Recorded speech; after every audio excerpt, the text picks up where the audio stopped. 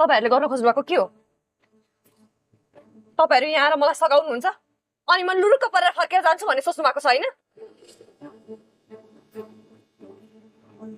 लाख कोसिस गर्नु तर अब म कुनै पनि हालतमा तपाईसँग फर्किन सक्दिन।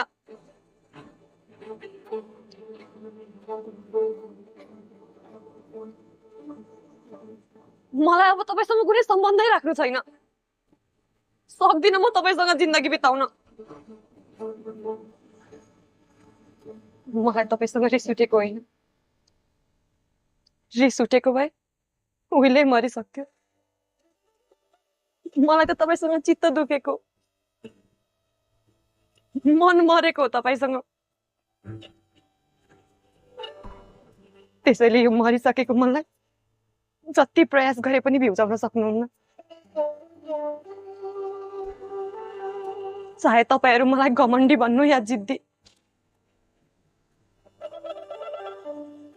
तर अब म आफ्नो आत्मसम्मानलाई मारेर त्यो घरमा कुनै पनि हालतमा फर्किन सक्दिन।